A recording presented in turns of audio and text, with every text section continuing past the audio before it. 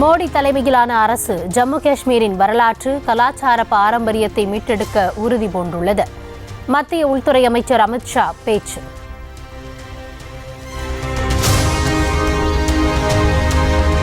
அரசமைப்பு சட்டத்தின் 370வது பிரிவு ஜம்மு காஷ்மீரில் பயங்கரவாதத்திற்கு வித்திட்டது. மத்திய பாஜக அரசு பயங்கரவாதத்தை கட்டுக்குள் கொண்டு வந்திருப்பதாகவும் அமித் ஷா பேச்சு. விவசாயிகள் நலனில் அக்கறை உள்ளவர் போல முதலை கண்ணீர் வடிக்கிறார் கெஜ்ரிவால். தேர்தல் வருவதால் பாஜகவுடன் சேர்ந்து நாடகமாடுவதாகவும் காங்கிரஸ் விமர்சனம். 3 நாள் அரசுமுறை பயணமாக மாலத்தீவு அமைச்சர் அப்துல்லா கலீல் இந்தியாவிற்கு வருகை.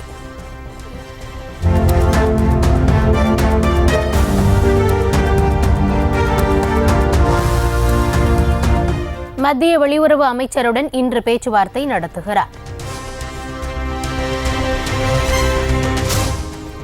தலைநகர் டெல்லியில் தொடர்ந்து மக்களை வாட்டி வதைக்கும் கடும் குளிர். வீடற்ற மக்கள் அரசு தற்காலிக தங்குமிடங்களில் தஞ்சம்.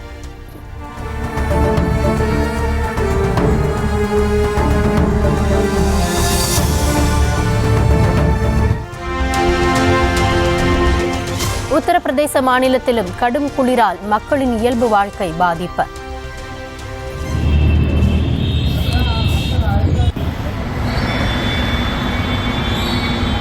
அடர் பனிமூட்டம் காரணமாக மெதுவாக இயக்கப்படும் வாகனங்கள். பீகாரில் அரசு பணியாளர் தேர்வாணையத்தின் தேர்வை ரத்து செய்து மறுதேர்வு நடத்த வலியுறுத்தல். போராட்டம் நடத்தி வரும் தேர்வர்களுக்கு ஆதரவாக ஜன் சுராஜ் கட்சி நிறுவனர் பிரசாந்த் கிஷோர் உண்ணாவிரதம். பெண்கள் மற்றும் குழந்தைகளுக்கு எதிராய் வீண் வதந்தி பரப்பி அச்சுறுத்த நினைக்கும் பொய் சாமிகளை மக்களை புறந்தள்ளுவர். ஒரே பொய்யை அரைத்து அரைத்து மக்களை ஏய்க்க நினைக்கிறார் பொய்ச்சாமி பழனிசாமி என சட்டத்துறை அமைச்சர் ரகுபதி பதில். கள்ளக்குறிச்சி மாவட்டம் திருக்கோவிலூர் அருகே பட்டா மாறுதலுக்கு விஏஓ 6000 ரூபாய் லஞ்சம் வாங்கியதாக புகார். வீடியோ வெளியாகி பரவி வரக்கூடிய நிலையில் உரிய நடவடிக்கை எடுக்க வேண்டும் என கோரிக்கை.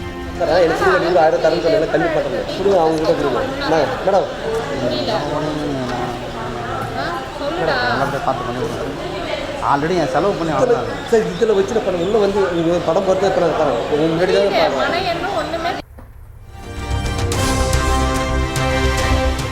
தடையை மீறி போராட்டம் நடத்தியதால் கைது செய்யப்பட்ட சௌமியா அன்புமணி மாலையில் விடுவிப்பு. தங்களை கைது செய்வதில் காட்டும் அக்கறையை பெண்கள் பாதுகாப்பில் காட்ட மறுப்பது ஏன் என கேள்வி. இத்தனை ஸ்ட்ராட்டஜியை பண்ண காவல்துறை இதே ஸ்ட்ராட்டஜியை பண்ணிருந்தா எத்தனையோ பெண் குழந்தைகளை காப்பாத்திருக்கலாம் இல்லையா? இப்படி எல்லாம் இவ்வளவு பண்ணி எங்களை அரெஸ்ட் பண்றதுக்கு இவ்வளவு காவல்துறையை குவிச்சிங்களே, இதே காவல்துறையை குவிச்சிருந்தா எத்தனை பெண் குழந்தைங்க லிஸ்டா பாருங்க.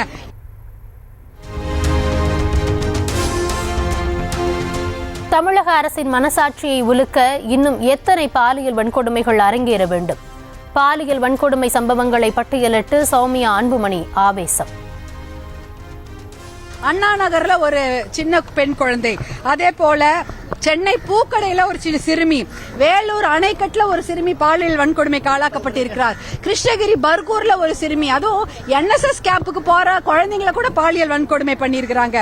திண்டுக்கல்ல பட்டிவீரன்பட்டியில, வடமதுரையில இன்னொரு பாலியல் வன்கொடுமை, புதுக்கோட்டையில கந்தர்வ கோட்டையில பாலியல் வன்கொடுமை, தஞ்சாவூர்ல ஒரு பெண்ணுக்கு பாலியல் வன்கொடுமை, கள்ளக்குறிச்சியில ஒரு வாரத்துக்கு முன்னாடி ஒரு இளம் விதவை, அந்த பொண்ணுக்கு பாலியல் வன்கொடுமை நிகழ்த்தப்பட்டு அங்க அந்த சம்பவ இடத்திலே மரணம் அடைஞ்சிட்டாங்க.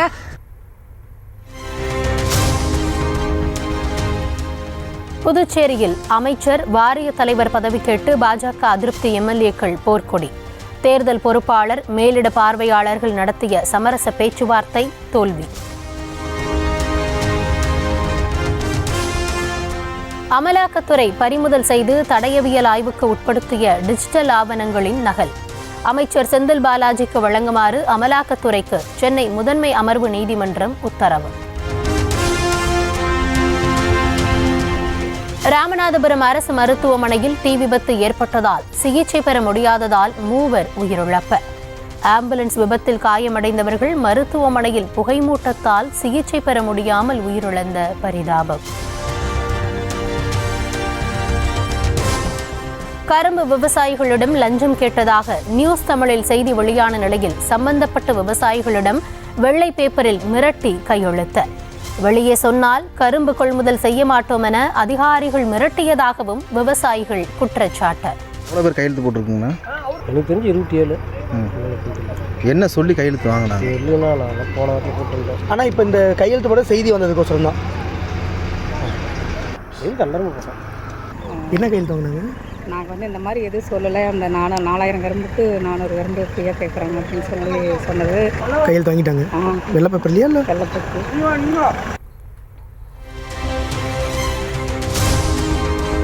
அண்ணா பல்கலைக்கழக மாணவி பாலியல் வன்கொடுமை வழக்கில் திட்டமிட்டபடி பேரணி. மதுரையிலிருந்து சென்னை நோக்கி பாஜக மகளிர் அணி சார்பில் நீதி கேட்டு பேரணி நடைபெறும் என அண்ணாமலை திட்டவட்டம்.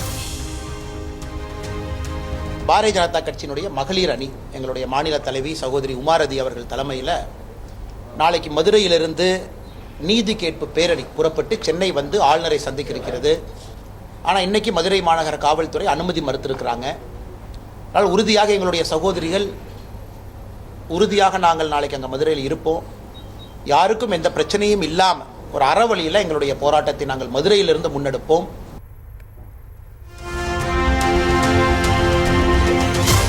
துணை முதலமைச்சர் உதயநிதியும் அமைச்சர் மா சுப்பிரமணியனும் செய்தியாளர்களை சந்திக்காமல் ஓட்டம் பிடிப்பது ஏன்?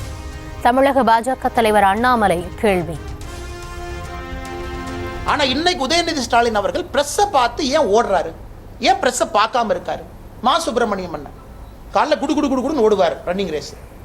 இன்னைக்கு எங்கேயும் பிரஸ்ஸை பார்த்து அதே ஸ்பீட்ல ஓடுறாரு. ஏன்னா நண்பர்கள் நீங்க கேட்டுருவீங்க, என்னென்ன நீங்க சாப்பிட்ற இடத்துல பின்னாடி அந்த ஞானசேகரன் போட்டோ இருக்குன்னு கேட்டுருவீங்கிறதுக்காக ஓட்டப்பந்தயத்திலே ஓடுகின்ற வேகத்தை விட மாசு ஒன்னு நீங்க பிரஸ்ஸை பார்த்து ஓடுறாரு. அமைச்சர் பொன்முடி மீது சேற்றை வீசிய பாஜகவை சேர்ந்த நபருக்கு முன்ஜாமீன் வழங்க உயர்நீதிமன்றம் மறுப்பு. அரசியல் காழ்ப்புணர்ச்சியோடு மனுதாரர் இந்த செயலில் ஈடுபட்டுள்ளதாக கூறி மனு தள்ளுபடி.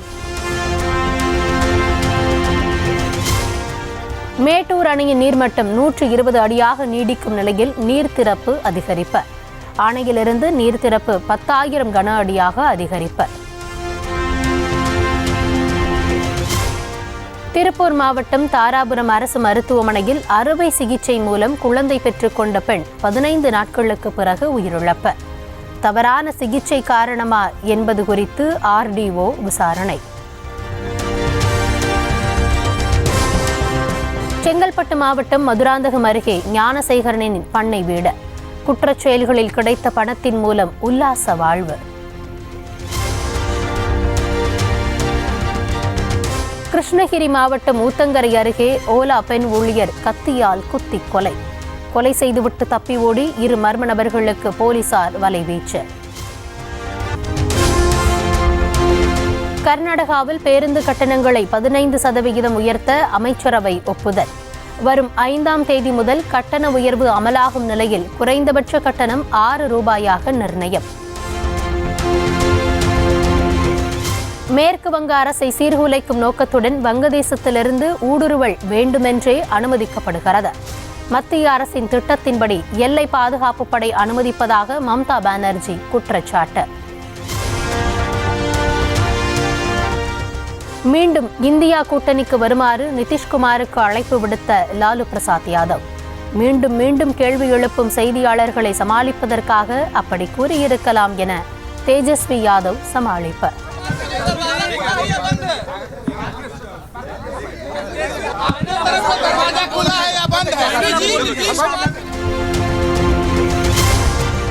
கேரள முதலமைச்சர் பினராயி விஜயன் சனாதன தர்மத்திற்கு எதிராக பேசியதாக குற்றச்சாட்டு. திருவனந்தபுரத்தில் பாஜகவினர் ஆர்ப்பாட்டம்.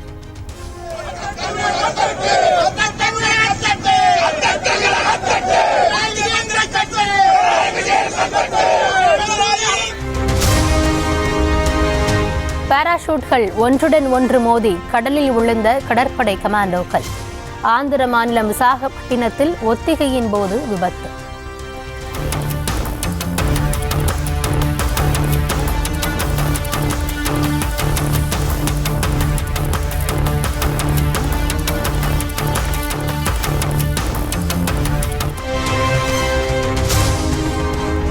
மகா கும்பமேளாவை முன்னிட்டு உத்தரப்பிரதேச மாநிலம் பிரயாக்ராஜில் ஆன்மீகவாதிகள் பேரணி. இசைக்கருவிகளை இசைத்தபடி புனித சின்னங்களை ஏந்தியவாறு ஊர்வலம்.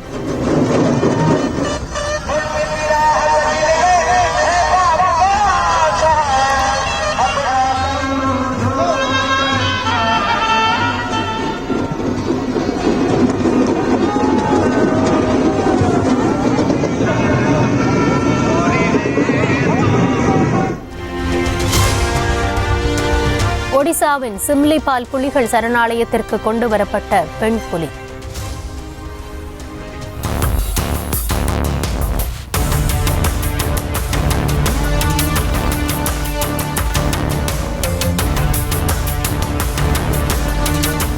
இருபத்தி ஒரு நாள் தேடுதல் வேட்டைக்கு பிறகு மேற்கு வங்கத்தில் பிடிக்கப்பட்ட நிலையில் தீவிர கண்காணிப்பு. மெக்சிகோ வழியாக புலம்பெயர்ந்தோர் அமெரிக்க எல்லையை நோக்கி பயணம்.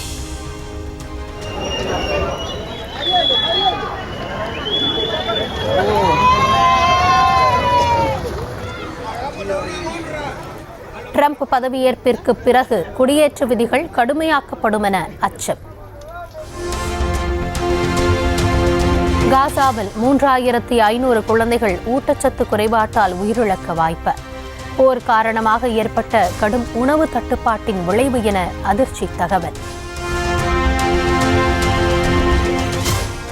சிரியாவில் ஆட்சியை இழந்த அதிபர் ஆசாத்தின் ஆதரவாளர்களின் இல்லத்தில் இராணுவத்தினர் சோதனை.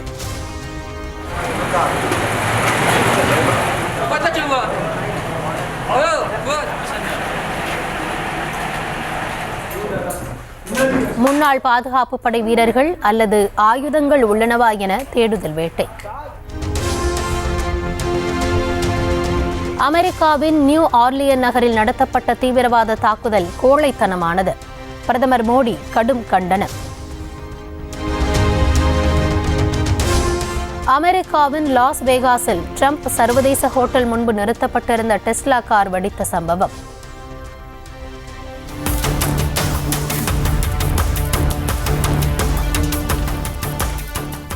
பயங்கரவாத செயலுக்கு தவறான வாகனத்தை தேர்ந்தெடுத்து விட்டனர் என எலான் மஸ்க் எக்ஸ் தளத்தில் பதிவு. அமெரிக்காவில் ISIS இயக்கத்தின் கொடியுடன் ட்ரக்கை விட்டு மோதி 15 பேர் கொலை. நியூ ஆர்லியன்ஸ் நகரில் நடைபெற்ற தாக்குதல் சம்பவத்தின் திகிலூட்டும் CCTV காட்சி.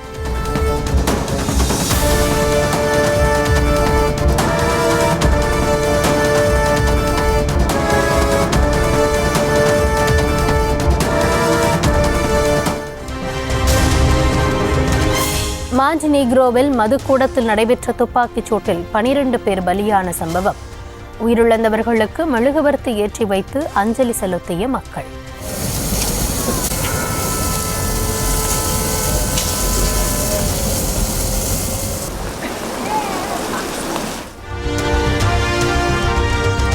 உறைந்து கிடக்கும் சோங்குவா ஆற்றில் பனிப்பாளங்களை வெட்டி எடுக்கும் தொழிலாளர்கள். ஐஸ் அண்ட் ஸ்னோ வேர்ல்ட் கண்காட்சியில் பனிச்சிற்பங்களை உருவாக்க ஏற்பாடு.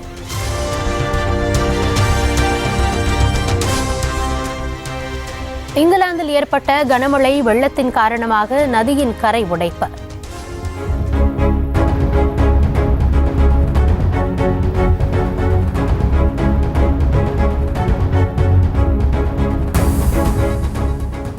வெள்ளப்பெருக்கு காரணமாக சாலைகளும் சேதமடைந்ததால் போக்குவரத்து துண்டிப்பு. ஒரே கம்ப்யூட்டர் மூலம் 10,000 ட்ரோன்களை கட்டுப்படுத்தும் தொழில்நுட்பம். சீனாவில் ஆய்வாளர்கள் புதிய சாதனை.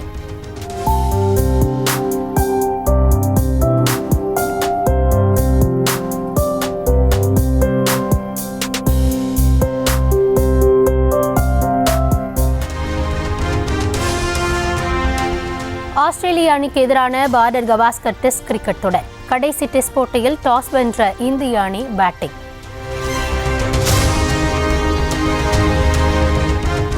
ஆண்களுக்கான IDF டென்னிஸ் தொடரின் இரட்டையர் பிரிவு ஆட்டத்தில் அபாரம்.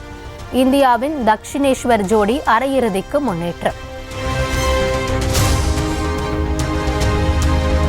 உலகின் நம்பர் 1 செஸ் வீரரான மேக்னஸ் கால்சனுக்கு விரைவில் திருமணம். நீண்ட நாள் தோழியான எலா விக்டோரியாவை மணக்க உள்ளதாக அறிவிப்பு.